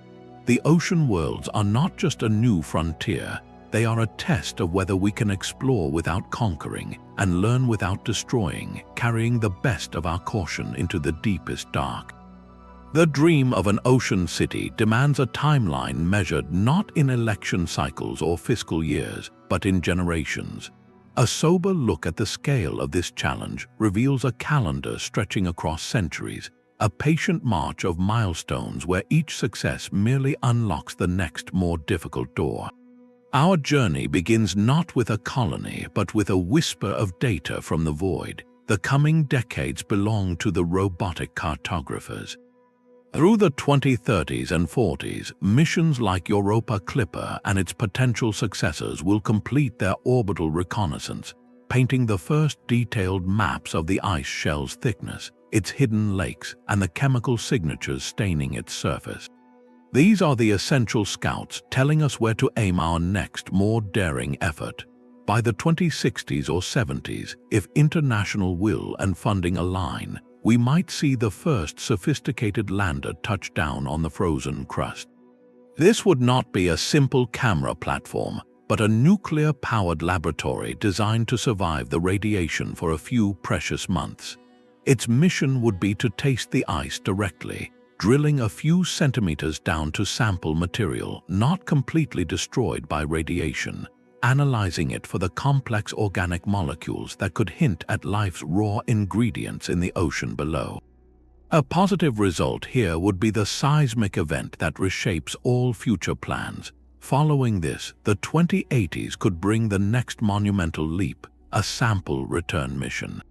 This is an order of magnitude more complex, requiring a lander, an ascent vehicle to launch the precious ice cores back into orbit, and a return capsule to shepherd them across the gulf of space to Earth orbit, where they would be received with the utmost caution in a maximum security quarantine facility.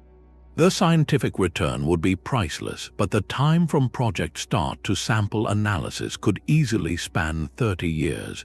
The 22nd century would then dawn with our first attempt to truly breach the barrier. This is the era of the Cryobot, the autonomous melt probe.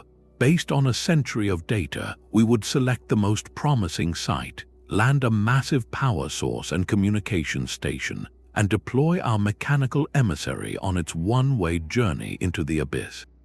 The descent alone could take a year or more. Success is not guaranteed. The probe could encounter an impassable layer, its data cable could snap, or it could simply fail in the crushing, cold darkness. But if it succeeds, if it phones home from inside the alien sea, it will mark humanity's first direct contact with another world's ocean, an achievement that would echo through history. This robotic exploration phase, from initial orbit to a swimming probe, constitutes the entire first century of the endeavor. Human missions do not even appear on a realistic timeline until the 23rd century, and even then only as orbital outposts. Sending people to the surface, let alone into the ocean, is a post-2200 proposition. The challenges of radiation shielding, life support for a multi-year journey, and the sheer energy required for a human-scale habitat are so profound that they demand solutions we have not yet even conceived. This is not a lack of imagination, it is a respect for the physics of the problem. Each of these milestones depends entirely on the one before it. We cannot design a melt probe without knowing how thick the ice is. We cannot plan a human mission without knowing if the ocean harbors life we must protect. The timeline is a chain of prerequisites, each link forged over decades of research, engineering, and political commitment. This transforms the project from a single goal into a legacy. The scientists who designed the Europa Clipper will not live to see the melt probe's first image. The engineers who code the lander's sample analysis will not witness the return of those cores to orbit. This is work for the grandchildren of today's dreamers, a long-now philosophy applied to the stars. It asks us to invest in a future we will never visit, to build a bridge across time so that one day, centuries from now, a child born in a city of light beneath the ice will look up at the frozen ceiling and know that their world began with a patient collective whisper sent long ago from a planet glowing blue in a forgotten sky. The ultimate answer to why we would face such a monumental struggle lies not in what we would take from these worlds, but in what the attempt would give to us. This is about more than scientific curiosity. It is a fundamental test of our species' character and capacity. Establishing a civilization in a sunless abyss would represent the pinnacle of human resilience. Every obstacle we have discussed, from the lethal journey to the crushing depths, forces innovation at the very edge of possibility. The technologies born from this trial, from closed-loop life support and autonomous robotics to advanced nuclear power and psychological support systems for extreme isolation, would ripple back to Earth, solving challenges in sustainability, medicine, and engineering in ways we cannot yet foresee. The colony itself becomes a living library of survival knowledge, a testament to what humanity can achieve when pushed to its absolute limit. It is the final proof that we are not bound by the gentle cradle of our home planet. Beyond resilience, this endeavor serves as the most profound insurance policy imaginable for the long-term survival of humanity. By dispersing our presence to a world insulated by miles of ice, we create a backup of our civilization. A cataclysm on Earth, whether natural or of our own making, would no longer mean the end of the human story. The community beneath the alien ice would carry forward our collective knowledge, culture, and spirit, ensuring that the light of consciousness continues to burn somewhere in the cosmos. This is not about abandoning Earth, but about honoring its legacy by ensuring its greatest creation endures. Finally, and perhaps most beautifully, this journey offers a chance to answer the deepest question of all. Finding life in that dark ocean, especially if it represents a second, independent genesis of biology right here in our own solar system, would change everything. It would tell us that life is not a rare, fragile accident but a fundamental force of the universe, a natural outcome wherever the right conditions persist. We would no longer be a lonely, singular wonder.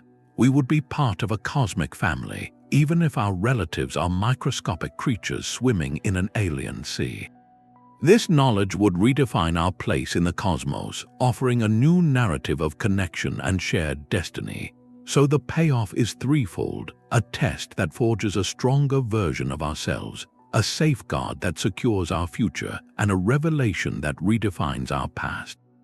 The ocean worlds ask for everything we have, but in return, they offer a chance to become more than we have ever been, to secure more than we have ever built, and to understand more than we have ever known.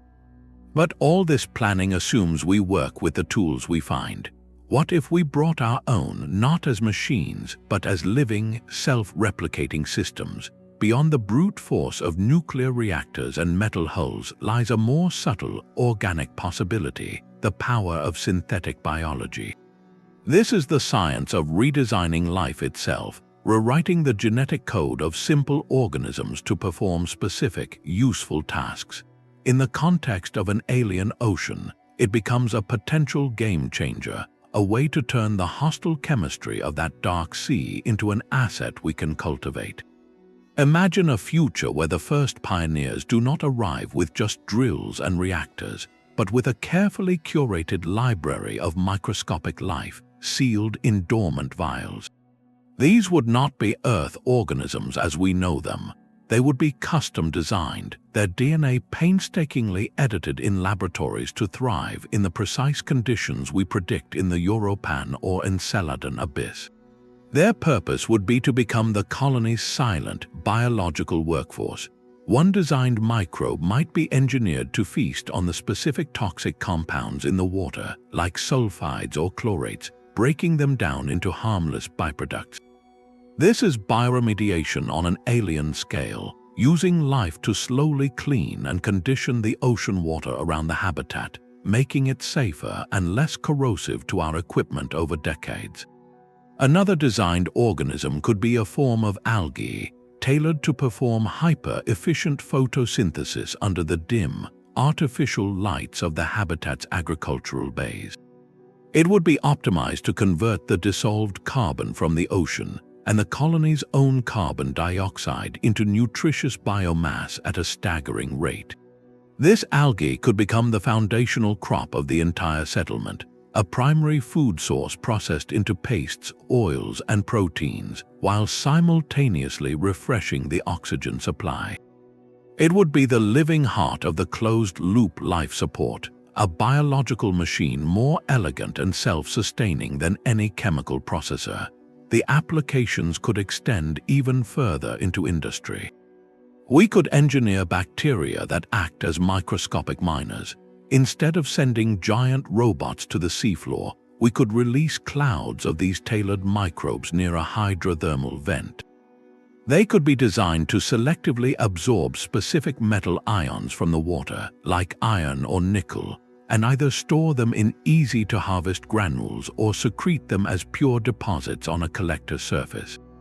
This is biomining, a process we use on Earth, adapted for an alien environment.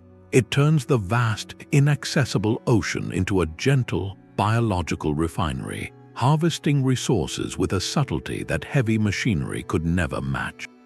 This vision transforms the alien ocean from a sterile challenge into a potential partner. The very chemistry that makes the water hostile becomes the feedstock for our custom-made life. The colony shifts from a fortress holding back the environment to a gardener carefully introducing a new, beneficial layer into the ecosystem. It represents a staggering leap in our relationship with alien worlds, moving from mere exploration to active, biological stewardship. Yet this power carries a profound and unsettling weight. The ethical questions here are not just about contamination, but about creation. By releasing engineered life into an alien ocean, even within a controlled zone, we are performing an irreversible experiment on a planetary scale. What if our perfect design has an unforeseen flaw? A microbe meant to process toxins might mutate and begin breaking down a compound that is the foundation of the native ecosystem. A mining bacterium could escape its intended area and strip nutrients from waters that might support indigenous life we have not yet detected. The risk is not of invasion, but of unintended ecological rewriting. We could become architects of a new biosphere, accidentally overwriting the ancient, natural one we came to study. Furthermore, this act blurs the line between tool and resident. Are these engineered organisms merely equipment, disposable and owned? Or have we, by designing them for this specific world, given them a claim to it that we do not fully understand? They would be truly native in a way we never could be, perfectly adapted to the dark and the pressure and the chemistry.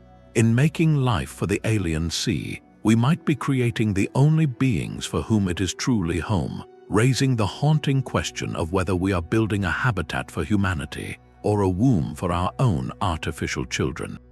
This path offers a breathtaking shortcut to sustainability, but it demands we answer a question we have never faced before. What right do we have to seed a new genesis, even with the best of intentions? The sheer scale of this endeavor places it in a category all its own. Colonizing an ocean world is not merely a harder version of settling Mars, it is a different kind of ambition entirely. Mars presents a frontier we can see and touch, a dusty, radiation-scarred landscape where the challenges, while immense, operate on a familiar logic of surfaces and atmospheres. The ocean moons demand we abandon that logic completely. Here, the environment is not around you, it is above you, below you, and pressing in from all sides with a force that redefines the word pressure.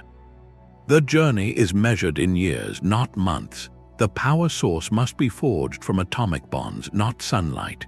The home is not a dome on a plane, but a bubble suspended in a sunless sea. Every single system, from breathable air to social cohesion, must function with flawless, redundant perfection, because the margin for error is not just small, it is non-existent. This is arguably the most difficult engineering and human challenge ever conceived, a multi-generational puzzle that makes planting flags on neighboring rocks seem like a straightforward rehearsal. Yet within that staggering difficulty lies the very reason to try. The pursuit itself becomes an engine for transcendence. To even contemplate such a future, we are forced to make leaps in technology and society that will ripple back to benefit all of humanity. The autonomous robots navigating the icy darkness will pioneer new forms of artificial intelligence for dangerous environments on Earth. The closed-loop life support systems, perfected to recycle every molecule, will provide blueprints for sustainable cities and carbon-neutral industries.